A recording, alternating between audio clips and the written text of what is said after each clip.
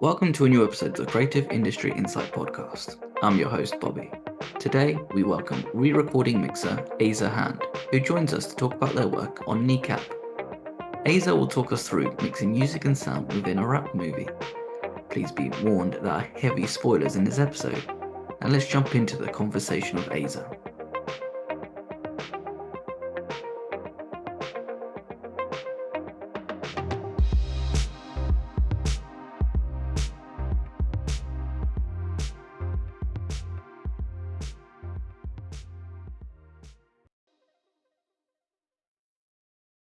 Hi Aza, thank you for joining me today. How you doing? Thanks for having me. We're here to talk about Kneecap, which I've got to say, is probably the best film I've seen all year. Okay, great. And that's not exaggeration. I think once I sort of pressed play, I was just enthralled by it. And yeah, what an incredible film. It's kind of come out of nowhere in terms of on my radar. And thank you for Jackson for organizing this call, who also sent a screener for it. So yeah, I'm excited to sort of dive into the whole sort of sound process of it all. But before we begin, how have you found the reaction to the film? I've been overwhelmed by the reaction. We knew it was really great when we were mixing it, and I was very excited about it. But it kind of just snowballed from there. It got into Sundance almost before we'd actually finished the mix. We found it was getting into Sundance, so that was a nice incentive to kind of race towards the finish line. And then they went over to Sundance, and then it won the audience award. And then, I mean, that's a big deal to win the audience award, uh, because obviously it just means that the audience, not just the critics, but the audience love it as well. So Sony bought it as well, so that was huge. So I think it's brilliant because it's been getting kind of 10 out of 10 in a lot of reviews, and 9 out of 10 and 4 stars, and I think the critics are really eating it up because it's a blend of it's a strange and unique blend of kind of reality and art, I suppose, which is doesn't always happen because a lot of the time it's just everything is fictional, and it's just people pretending or acting to, whereas this is people pretending to be themselves or acting them, which is not always easy either, but they do a brilliant job of it. So yeah, I'm overall just very very happy about the response, and and really really proud of how it sounds as well, because I know it sounds very impressive in the cinema, which is really what I worked hard on to try to make it big and bold and dynamic and impactful. I don't know if you got to see it in the cinema, but I'd be also interested if you did happen to watch a screener of it at home. I'd be interested to see how that sounded too to you. So I didn't get to watch it in the cinema. I saw it as a screen on my laptop, and I had my headphones in as I watched it whilst like my wife slept, so I kind of didn't want to disturb her. So, but I've got these sort of like the Sony and the good Sony headphones, so it's Oh yeah. quite you can sort of just turn on the just turn them on and they're perfect. They're perfect for what you need. I think what I think is very interesting in terms of a sound point of view is I think there's moments where you do get enthralled in the sound. So when they're performing, when they're doing drugs, but it's the when they're not performing, it feels like a quite quiet film. Like there's a lot of stillness in like their everyday life. So it's kind of like a maybe this is something that you guys discussed in the sort of beginning process, but there's like a big juxtaposition about how their sort of craziness to what the normal life is and how there's always like a split between them, and there's always like a fight, and then there's also the underlining fight of the language, but then also what their one of the characters' dad's fighting for as well, and that kind of maybe that stillness also feels like there's something brewing in there. Yeah, I mean, the stillness, it certainly creates a great contrast against those loud moments, which makes those loud moments pop out so well. But I think I think it's a good choice from the filmmaker to build those moments of quiet into the film and into the script, because it's so raucous and loud and everything that you know that provides a perfect counterpoint to all of the craziness, to have like kind of those real moments. A lot of them are quite serious moments as well, I think, actually, when they're quiet most of the time. Yeah, and there is, it does create a tension, certainly. Yeah. But yeah, I know. I think that's what makes the soundtrack and the film work so well.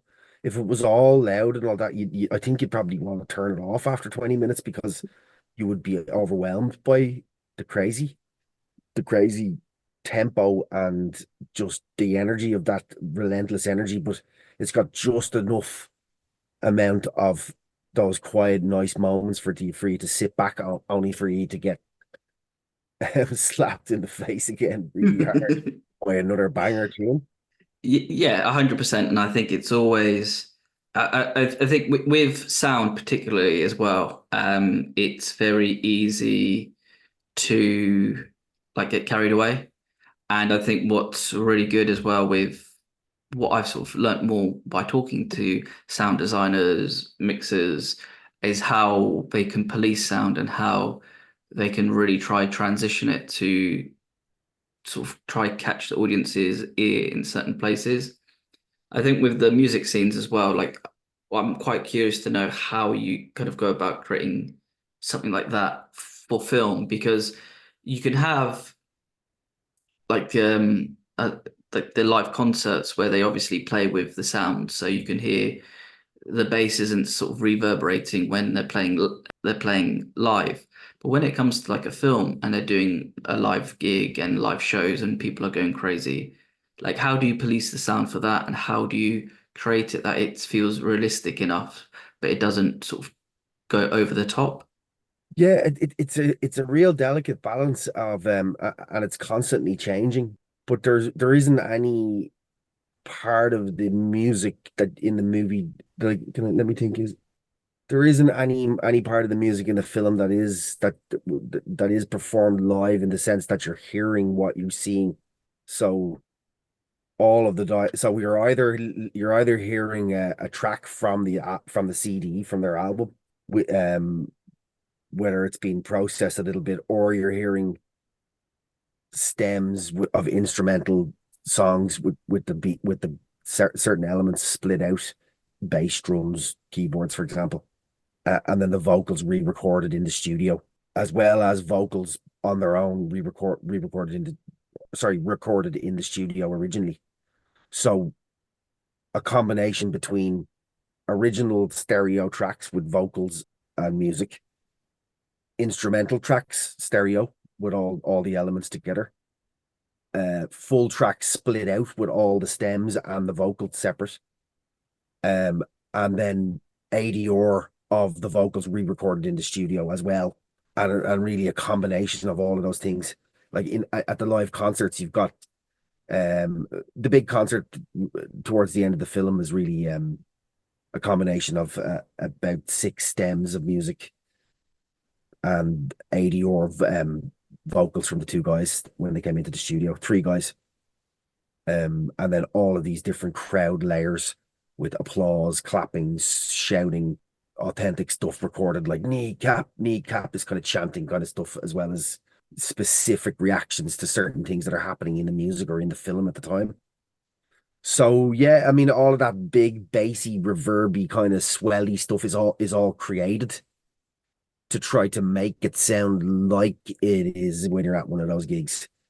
So it's not really perfect or in any kind of a way, but I really tried to make it sound good so that it can be impressive, so that kneecap can sound impressive, because they do when you're at the gig, they do sound great, you know. So, and I was really wanted to try to create that feeling, because it's a big sound system feeling, you know, that they create. And they have this whole mosh pit thing going on, which they didn't really do in the film, actually, which was a pity, because it's very funny what they do. Everybody's participating in this mosh pit thing, and they're stopping the whole time in between the songs and talking to everybody and stuff. It's very funny. So yeah, so Oh, a lot of fabrication there, if not completely fabricated. because you're a composer as well, you kind of understand music probably slightly different, slightly, you understand music differently to somebody, let's say like myself. So when you're creating all these layers for the sound and how they're sort of interacting, especially for like the big finale concert, do you ever sort of think about how you can really sort of amp up certain sounds and certain notes so that you know it does hit like the audiences in the face when like how powerful the music can be? Yeah, definitely. Certainly with the bass and the drums, and the percussive elements.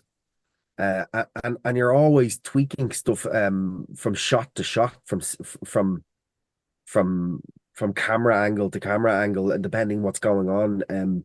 The faders are always moving. That's the beauty of having these automated consoles that we have these days, is that it can always move.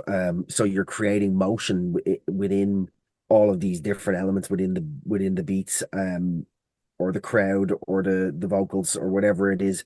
A lot of it as well, I find, is creating realistic layers of reverberation that change, that go from bigger to smaller to closer to, and you can't quite get your ear on it when it's that it seems to undulate or change or move. Then you can't quite put your ear on it, which will give you a realistic sensation. But yeah, certainly, to answer your question more precisely, you absolutely are. I'm trying to create that dynamic punch that we all love. You can do it at home yourself with your own stereo system or with your headphones. And when you feel it, when a track can hit. The Prodigy are brilliant at it somehow. Liam Howlett is a genius at being able to make the beat drop so that the track can almost get to another height that you couldn't believe it could have, which I think is really interesting in sound. Okay, because I think it's always, I think with music as well, sometimes when you listen to certain songs, the sort of layers that they have in them is always, I guess, is something that really keeps bringing you back to what interests you, right? Or what sort of makes you want to listen to the song again and again and again. I think you might be the same as me, that sometimes a song ends and you want to play it, press repeat, because there's just so much going on that you just need to hear it again. Yeah, you want to gorge on it somehow. You want to go and taste it again. It's like as if you've tasted a drink for the first time or something. You want to have another one. Like Coca-Cola, for example, or whatever. It's just that kind of for some reason, music, maybe it's a better analogy would be like looking at a nice photograph or a picture and wanting to just stare at it. Yeah. Uh, Music, because music ends quite quickly after 3 minutes or whatever, and then you gotta press play again. I think it's a normal thing to do, and yeah, and if music makes you want to do that, it means it's good.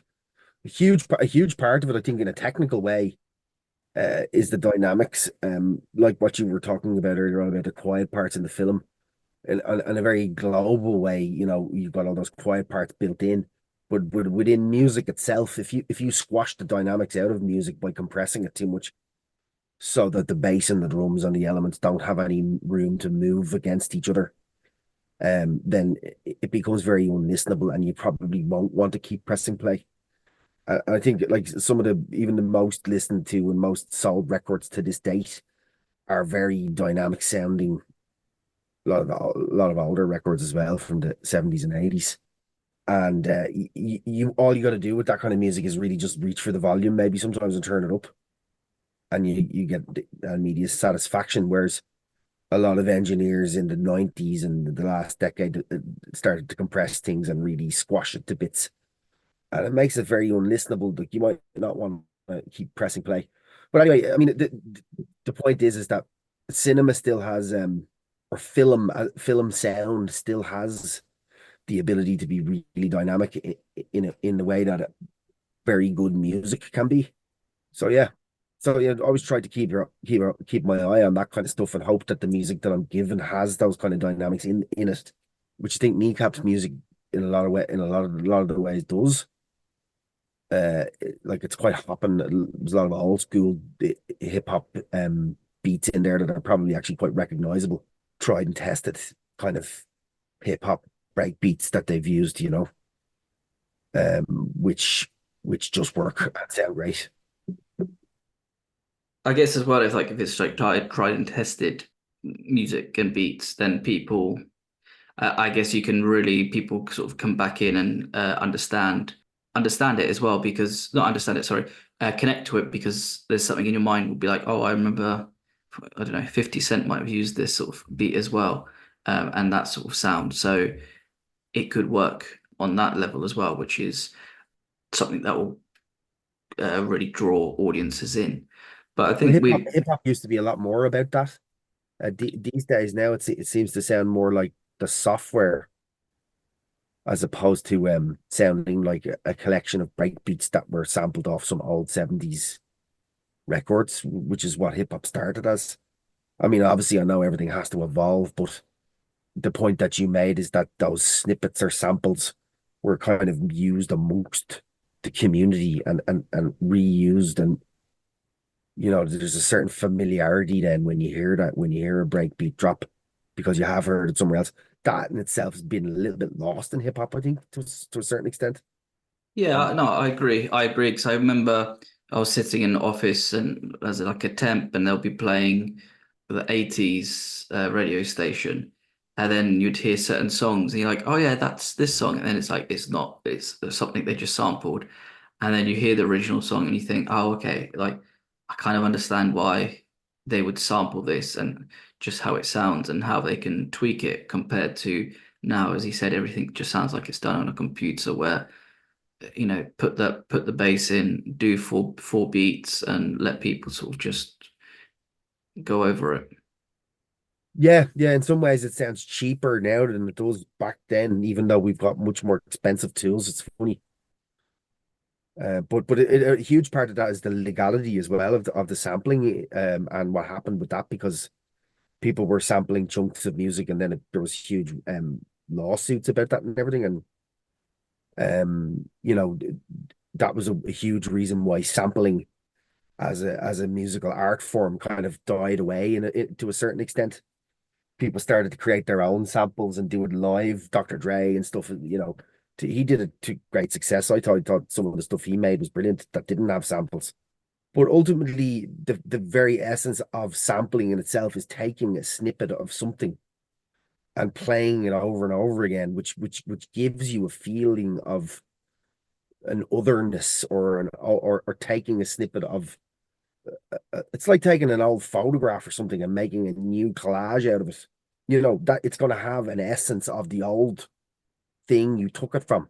It can't not. So yes, I think that's the difference. It's not just about stealing someone's beats or whatever. I think that's the that was the argument, but in the end they kind of lost, I think, in court. I guess as well, like the as you said, it's like it's not about stealing, it's kind of just molding it into like a modern way, really. Yeah, it's And a re also say that again, sorry. they're remixes is what that's what they were, really, in a lot of Yeah. ways. And I guess as well, it's kind of like you're introducing people as well to the old music as well. So there's just so much sort of, I don't want to say synergy because it makes it sound like a really corporate thing, but it's like you're kind of mixing everything together to then have sort of two meals. So you have the modern meal and then you have the old school meal. So people can kind of go back to each one and dip in to see what, if Yeah, you're it's kind of asked. it's a circular thing. Yeah. Yeah. Well, hip hop began with guys and girls mixing break beats from records, where they would find a piece of the record that had a drum beat that was long enough to loop. And it really began that way, So when samplers were invented, the same people had a field day then when they had the technology to be able to take any snippet and play it back in time, and so that's how hip hop was born. But it's moved very far away from that. Huge part of that has got to do with the technology, whether people realize it or not. The technology, even it became so accessible to everybody via computer that certain techniques got lost. really basic stuff like sampling, stuff like that. Again, though, goes back to my other point that there's the legality behind. You can't just take a piece of somebody else's music and then just release it as your own. Even if it is just a sample, you can't do that anymore. Whereas back in the 90s, the Prodigy and different people, I think they did clear probably a lot of the samples, but a lot of the samples that got released back in the day weren't cleared and maybe haven't been since. I'm not sure, really. I think there's Vice did this documentary about the Thong song, Cisco song, and there was that line where he says, he's like "Live la vida loca," and they said, "Have you cleared it?" It's like, "Yeah, yeah, it's fine," and then they didn't clear it, and I think every time that gets played, who is it? I think is it Ricky Martin? He's what's it called? He gets paid. Is it Ricky Royalties, Martin? Was royalties from it? Yeah, just because because they didn't. they said the line of his lyric. Yeah, which is crazy, right? Yeah, yeah, yeah. Oh yeah, living la vida. Oh yeah, they say it just for yeah, yeah. Okay, well there you go. Yeah, it's just like, well, somebody messed up there badly. But going back to Kneecap itself, Yeah, the when we sort of talk about stillness, because I guess in a way, like music is an escape for the boys and the sort of life they're living in. But then also you're capturing the stillness of a town and how I feel like not necessarily people are hiding, but I guess in a way people are hiding. Like the mum, she hasn't left the house. His dad's hiding because they think he's dead. But it feels like the sort of yeah. So like there's that stillness in town. How do you go about creating that onto? How do you go about capturing that sound of the town and putting it into the film? Is it a case of just sort of walking around the locations that they shot at, or is it working with the sound designer to sort of make sure that you can create that sort of stillness in the sound? yeah. I mean, I think the sound designer did go to Belfast and record some atmospheres, but ultimately, with any kind of film sound design, there's the real thing versus the created real thing. Like what we were talking about with the gigs with the music. The same goes with sound design sometimes. There's almost a fabricated reality that you create a stillness or a silence with sounds, but it's the sparsity of the sounds, like lonely cars passing in the distance, or one siren going off, or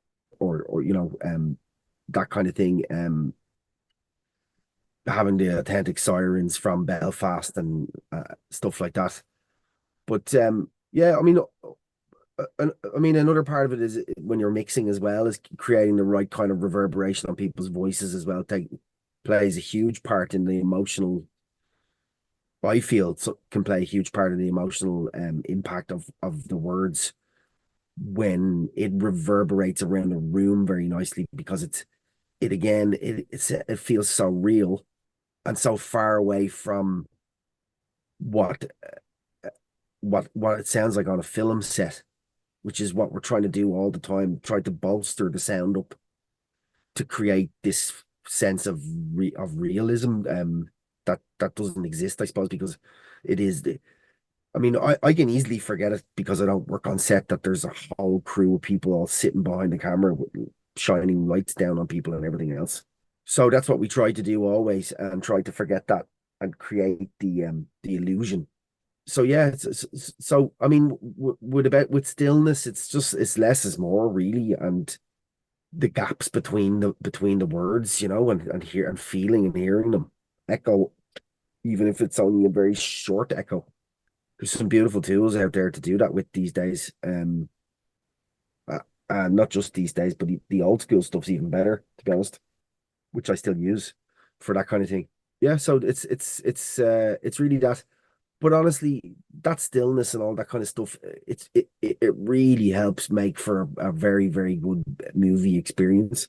And it's really would give the credit to the director, because they've built that in, they've written it in, it's very important, which I think gets forgotten about makes the pacing so much better and the contrast between the loud and the quiet moments and yeah, and in terms of drama, yeah, it does play into the fact that the mum can't go outside and that kind of impending a fear of the father returning at any moment. It definitely helps with that, or even just the grimness of kind of inner city life. There isn't really any, there's not like there's any birds singing really, or trees, or butterflies and bees, and it's just kind of that's the reality, which is a huge part of how people find joy in music and drugs as well, I suppose. And but music really, the drugs is a side part to it, I suppose. It's part of growing up for a lot of people, but it's really music, I think, is what it's all about, and ultimately the Irish language, which is, I suppose, really at the heart of the film is about the Irish language. Do you find as well, like, so with because they're, I think as well, you kind of forget as an audience because you're thinking about the music, you're thinking about the sort of shenanigans the guys get up to, that there is a deeper meaning to the film with the language. And yeah, the language is uh, very unique. I've never heard it before. So when I was sort of trying to catch it along, it was kind of beautiful in a way when they're sort of talking, and then they're also saying, no, speak in the language, speak in our language. It makes it a little bit, what's the word? I think authentic to the story because language, I don't know if you speak any other languages or if your parents do, it actually sort of like has a lot more meaning if you do speak it. So, for example, I've got a Polish background, so I speak Polish, and I know at the time I was not very keen to what is it learn it at school because you're have to go on a Saturday to Saturday school to learn it, whilst other kids can stay at home and watch cartoons or do whatever. But it's sort of like once I've grown up, I sort of understand the meaning of how important it is in everyday life and how it is important to carry that tradition on. I think there's that little snip at the end where it says every certain amount of days a indigenous language disappears, and that made me quite sad, really, because there's so much sort of culture and history just lost, like just like that. Yeah, and certainly as well because everything's kind of homogenized these days. It's all kind of just American culture, UK culture, and Ireland's definitely sandwiched in between physically and culturally between the two places. So yeah, it's like the Irish language. They've kind of taught it in schools, and there's little fringe communities that speak it, but it's on our road signs and everything. But ultimately, it's only these certain communities that speak it, and a lot of kids. When I was growing up, didn't want to learn it. It just seemed like such a nightmare to have to learn it, and it just was so. Oh no, not Irish, and so this is seriously putting a stamp of coolness onto Irish, especially for kids and everything, you know. So I think that's really a positive thing because it is a very ancient language. I think it's quite a few thousand years old. I'm not sure exactly how old it is, and it is a beautiful language. It's quite poetic. Not to say that I think English is a beautiful language too. So this is the thing. The thing I suppose is that's the one thing I suppose, and it's important to about the movie as well that it is about kind of acceptance of everybody. But I suppose their community up in the north, the language is specifically more important because it's such a part of the identity of being Irish, and they're living in what's still kind of a partitioned part of the country. It's part of the UK, legally, but it's in Ireland. So I think ultimately, yeah, there's this very political film, but yeah, it's very positive for the language, I think, in terms of preserving this indigenous language, or finding ways to preserve it, finding ways to invigorate new interest in it. Yeah, and it's funny as well how you said that it's probably got a new lease of life now, the language, and people probably want to try pick it up a bit more, which is kind of understandable because I guess if you start seeing someone that's sort of doing it in terms of you see it on screen and you see just how important it could be to other people, it probably makes it easier for you to then try pick it up and decide to speak it and try learn it. And even when you're talking about how what's it called what's the word how poetic it is as well. I think we see that in the sort of lyrics and just granted, I know some of the lyrics can be a bit colorful, shall we say? But I think it's the way that they could be presented and spoke as well. Yeah, I think that's the whole point is that it's not just the old-fashioned beautiful lament or poetic thing, kind of the kind of that a perfect idea of what Irish could be in an old-fashioned kind of a way. That I think that's the whole point as well, that it's like MDMA and smoking joints, a cup of tea, which is spliff and a cup of tea. Spliff August cup on tea. Sorry, see, actually, I can't speak it very well. I can speak it, I can read it. I could say pronounce it, and I could read it, and I can understand some of the words. But I do think it's, I do, I've definitely, I've done a few Irish movies now, and I really do like the sound of it, and I've gotten a love for the listening to people speaking it that I didn't have before. I had thought about maybe sending my daughter to the Irish school because there is quite a lot of them around and they're great schools and everything. So I'll have a think about that. We're still thinking about that. So it's not a bad thing for them to go to the Irish schools and they do all their subjects through Irish. Yeah. And again, interesting to learn a new language and sort of discuss it, really. What I was going to ask as well, because the film is partly comedic as well, and you have those comedic moments where I think the best one is when they're doing the prescription, going to the different doctors to get different prescriptions. And you have those sort of comedy beats. But in terms of sound, how do you present those comedy moments with sound? Do you want to exuberate the sort of way that the dialogue's being presented and how they're sort of not necessarily sounding, but trying to sort of help with their performance and then add certain cues as well in the editing? Yeah, I mean, it's a real fine, detailed thing. Like the dialogue for me as a mixer, a film mixer. I mean, I'm a sound designer and I'm a mixer, and I do music as well. But ultimately, it's like the whole thing is the sound design for me, and the dialogue being the vocals. I suppose if you wanted to think about it that way, if you wanted to think about it like a song, the dialogue is the most important thing in the film, really, and I would strive to be kind of the voiceover, especially Liam's voiceover, for that to be kind of the spine of the sound and that to stick out more than anything else. Everything else will come down for that. Even huge loud tracks will have to be diminished almost in split second. Sometimes the easiest way to do that is just live with the faders as well, I think, and record what you're doing and maybe go back and finesse it. But yeah, ultimately the dialogue would I would just try to punch through, especially that moment, the moment that you're speaking of. Yeah, there's lots of work done to just punch that dialogue through. I think a lot of that's ADR actually. That scene where they're getting the prescriptions to make it really clear.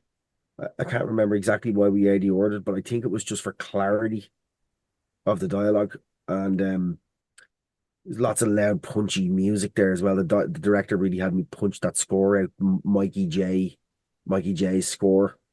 The whole movie's very like a music video in a lot of ways, I think.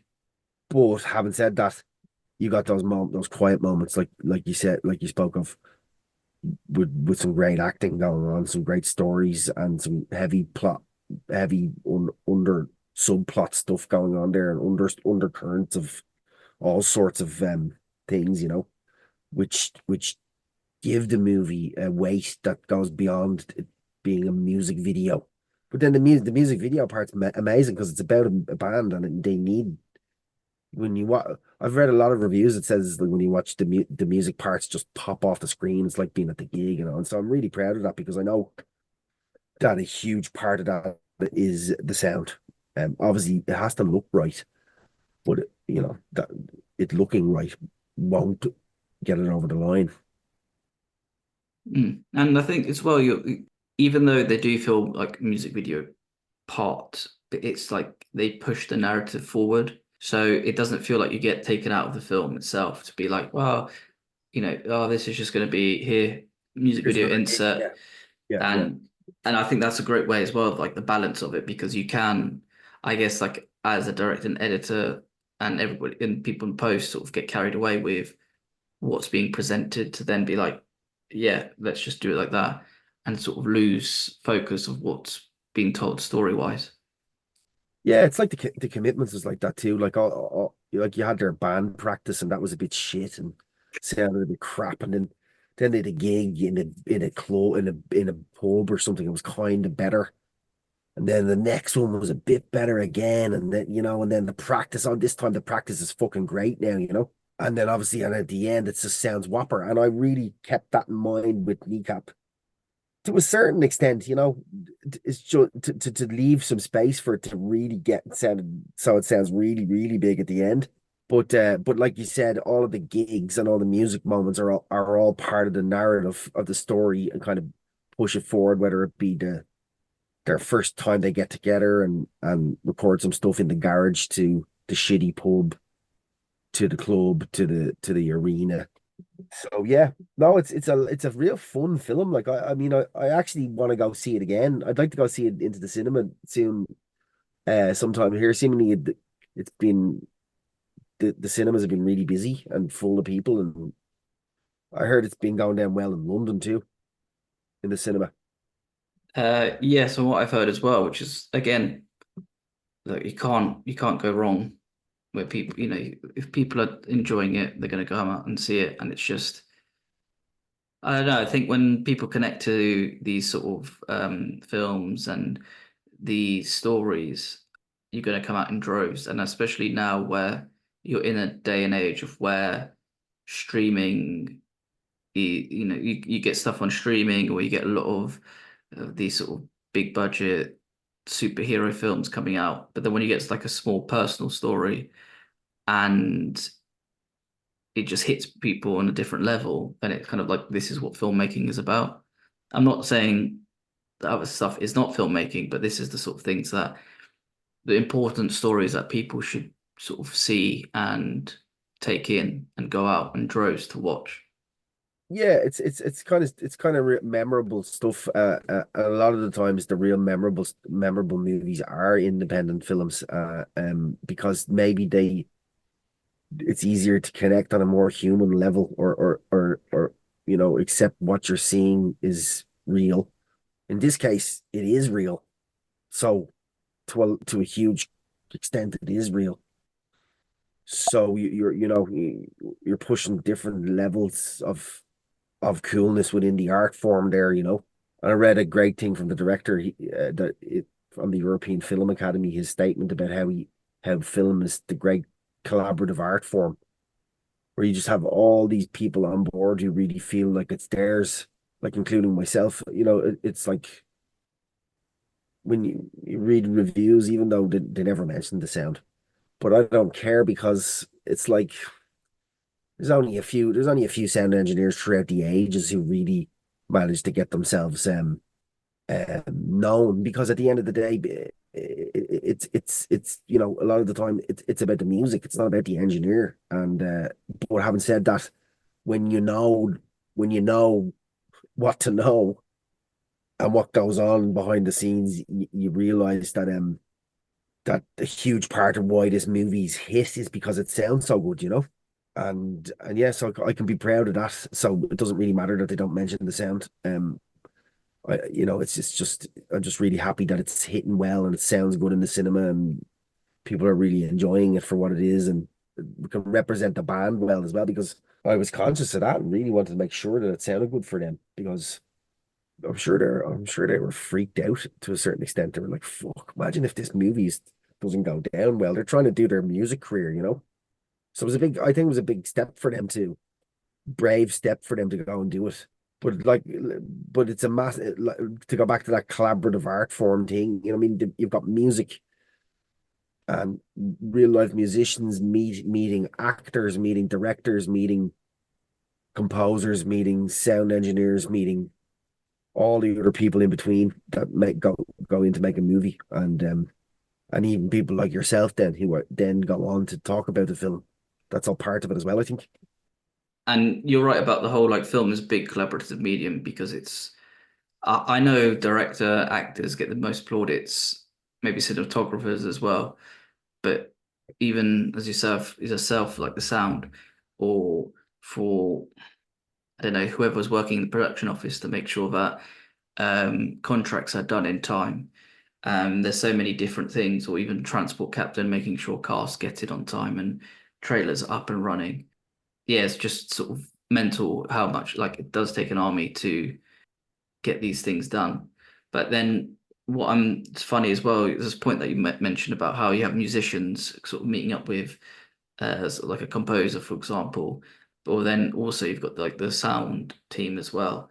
Like that must be sort of kind of weird knowing that as a musician watching back to see like how your music probably sounds slightly different to how it would be if you were sort of recording in your garage or whatever, and how it's sort of like exuberated, should we say, is it exuberated? I'd say height, yes, thank you, heightened it is, and how different it probably is when you're sitting in that cinema and hearing it go. It must be so cool as well. Yeah, well, the thing about it is that these days I think a lot of people don't really even have very good speakers at home anymore and things. So due to just the way the technology has gone, I think listening to stuff on your headphones can be quite good. But again, you're not you won't feel any bass in your body. You hear it on a kind of a weird headphone listening fabricates largeness, I suppose, because it puts the diaphragm of the speaker so close to your eardrum, but it's not actually doing what a large speaker would do in terms of what pushing those low frequencies into your body and everything, and feeling bass into your body and all the rest, or and not just bass, but the whole lot. So the cinema offers a really large dynamic range with massive, amazing speakers. And the speakers that they use in the cinema these days are actually the same ones that they've always had. You know, they've upgraded them, but they're the same type of speaker. Mostly they're big, huge JBL 18 inch, 18 inch with a 2 inch uh, high frequency driver, an 18-inch low frequency driver, which is like what you see in a nightclub, only that these speakers are much better than speakers in a nightclub. So you've got a lot of range in the cinema to make really good sound. So I think in a movie like this, to be able to go to the cinema and hear it and think, God, this sounds really good. I think is, you know, yeah, it could have a field day with it because the cinema allows you that kind of dynamic range, and this movie allows for it. The cinema allows for it as a presentation space, like no other, because um, a lot of the time, I mean, not all cinemas are perfect, and not all sounding great, but they can. And a lot of the time, when you got to see concerts and stuff, they don't really sound great anymore. A huge part of that again down to the technology because they use these what they call line array PAs these days at concerts, which are those huge banana shaped PAs. And a lot of the times, what it sounds like is kind of a lot of sub bass. The subwoofers will be on the floor. You have a lot of sub bass, and then this kind of swimming treble that seems to disappear. But back in the old days, well, like the old days, the 90s anyway, they had huge stacks of speakers and you kind of walked towards them. And as you got closer, it got louder. So you jammed yourself up the front as close as you could to the speakers, but it would sound enormous, you know. So anyway, back to the point being that the sound in the cinema hasn't really changed that much in the last 30 years. It's still sounding like that JBL lovely big wooden cabinet, warm sounding dialogue and nice sounding music, and it's really a fantastic way to listen to sound. Maybe I'll go to the cinema actually. I feel like going to the cinema now. See that new A. Yeah, that does look incredible. But Yeah. also to your point as well, like because you're talking about clubs and their sound system. I remember a few years ago I went one with my friends, and when the bass hit on certain songs, you could feel your eardrum about to burst, and you think, "Oh, this like we just have to. I have to leave because I can't be dealing with something like this." And even the sound in cinema, like I think there's nothing better when you're sitting there, it just sort of blasts at you, and you just like, yes, like I know you're there for the screen, but the sound though, when it hits you, and you just think, excuse my language, fuck yeah, like what an incredible sound design and mix to go with what's happening on screen. Yeah, Um, I honestly think it's one of the reasons why cinema still sells so many tickets, because you can't get it at home, and you can't get the size of the image. But it's not just the size of the image; it's the size of the sound that goes with that enormous image. Like you said, it's just that perfect marriage of this enormous kind of presentation of sound and images together. yeah, and also like don't get me wrong, like you have what's the word? People watching it on their phones and then having AirPods or some other sort of different headphones in, Yeah. kind of probably kills it a little bit, but hey ho. In some ways though, in some ways, the headphones with a screen up like that is kind of a simulation of the big thing, because it can you can be that can be very immersive. Like I know people give out about it, but like let's be honest, if it wasn't, why would people must like it for a reason? And I think the reason is that you're immersed. The screen's right there, the sound's right here, and if the headphones are good, that can be probably quite good. I've never done it now, but I'm sure it could be quite. Maybe I have done it on a plane one time or something with the iPad. I certainly have done it with on the plane with the small screen with which is similar. Again, and I think listening to something out of the speaker from the laptop or the phone, that's a bit shit. But again, it just goes back to that whole thing with the dialogue. I mean, people can enjoy a movie and based on the dialogue alone. And that's why it's so important that the dialogue is mixed correctly and paying special attention to try to make sure that every word is clear. And not just clear, but full bodied as well. So that's you try to make sure that it's got all the frequencies of the human voice, Mm. right down from the bassy, chesty sound to the treble, which the consonants and the s's, and so that's that. I mean, I read a great thing. I think it was with Paul Massey. I think it was an article with him, and he explained it very well. Like that if you've got thin dialogue, then everything else will be thin as well, because you're not going to be able to put a fat sounding effect or music track over thin dialogue. You'll drown it out. So you'll either thin out the sound or you'll turn that sound down. So so you end up with a weak sound, which when you've got a strong dialogue sound, then you can make everything else sound big as well. I thought it was a really good way of explaining it. I think as well, like another thing is that like the way that performers are sort of enunciating words and how they're sort of saying things at various I guess locations or sets as well. Sometimes they won't be as sort of they'll try to speak they won't speak as loud as they should do, and that probably becomes a bit of a trouble for people when they're in post to sort of try pick up and hear what they say. And Yeah, and good actors will. Like I did a movie with Nicolas Cage just after Kneecap called The Surfer, and his dialogue just seemed to be the same level the whole time. Where he had his whisper level, his shouting level, and his talking level or whatever. And seemingly the sound recordist was quoted saying as such as well somewhere else, that about Nicolas Cage, or one of his sound recordists about, I think it was about another movie, how Nicolas Cage can keep his level. It's a real kind of old school theatrical kind of thing, I suppose. So, and Michael Fassbender and Kneecap and Simone Kirby and all the actors in this film were all very loud, you know. So, I mean, I don't know if it's, yeah, I didn't have any issue. Some films you've just got no issue with it. It just depends on the movie, depends on the actors and what the movie's about. But yeah, when everyone starts getting whispery and mumbly and stuff, it can be tricky.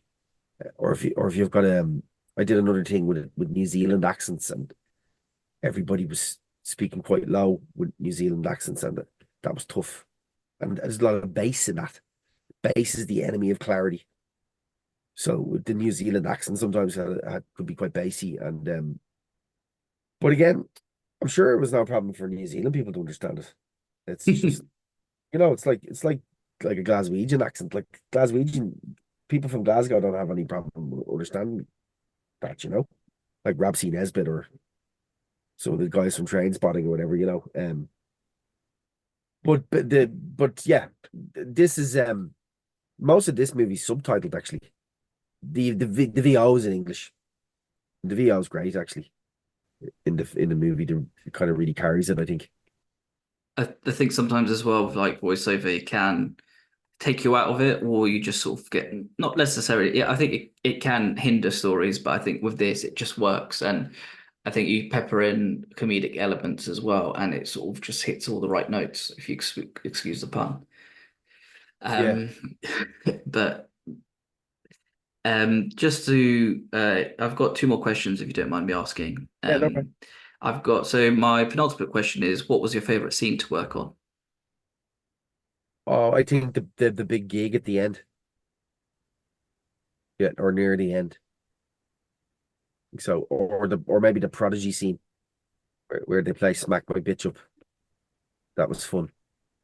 Yeah, it was just great to listen to to be in the middle of the theater and be surrounded by that booming, huge sound of the gig at the end, and tried to create that sound. I tried to build it in layers so that as you approach the stage, it gets even bigger and bigger as the camera pans around. And yeah, no, yeah, I think that was my favorite scene.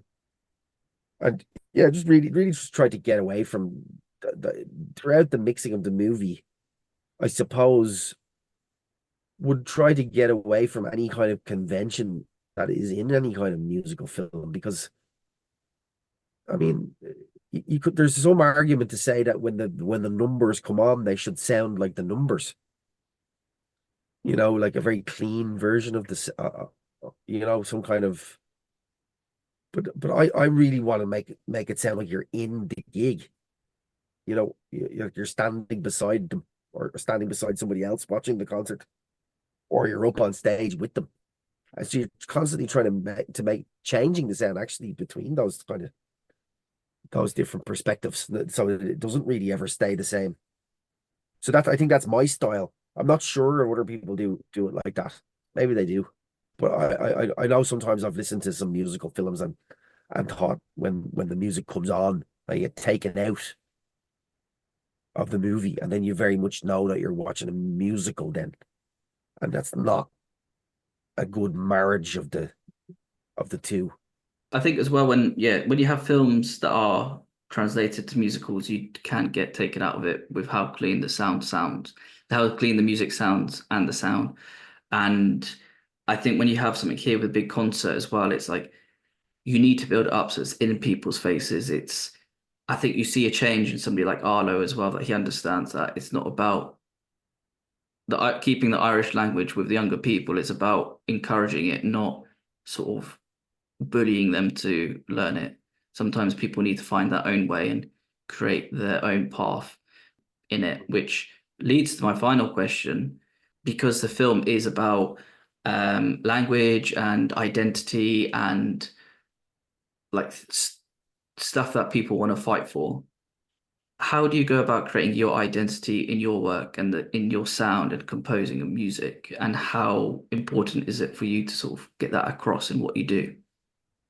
Oh, I think forming your identity, it's a very long process, a difficult one, but ultimately, like it comes down to hard work, I suppose, and experience, good taste, maybe, and but yeah, it is important to me, but at the same time, it's also important for me to serve the directors that I work with and producers and everything because I don't ever want to kind of hijack their vibe either.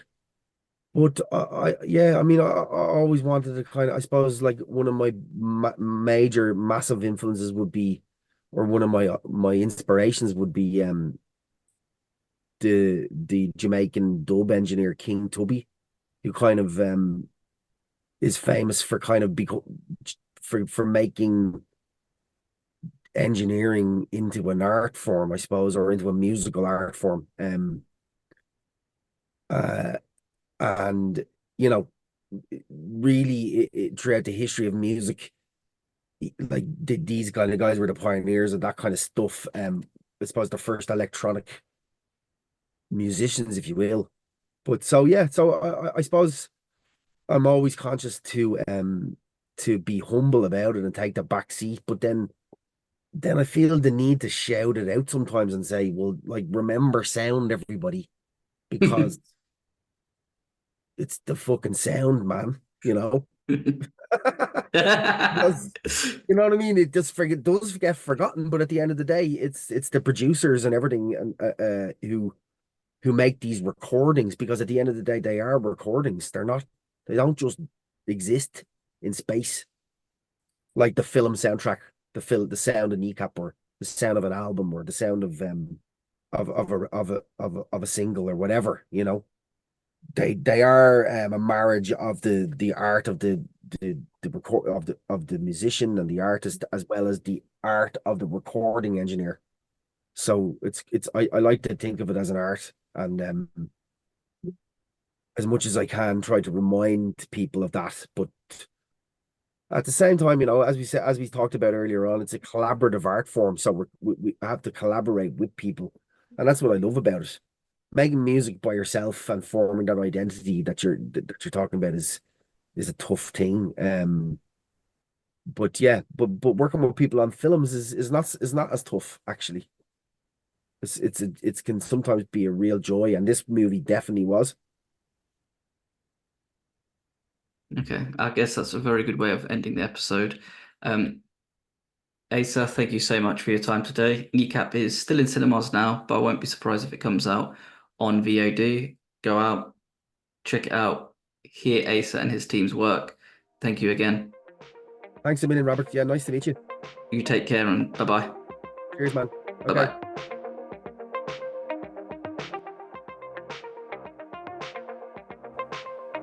Thank you for listening. Please subscribe, rate, and review this podcast.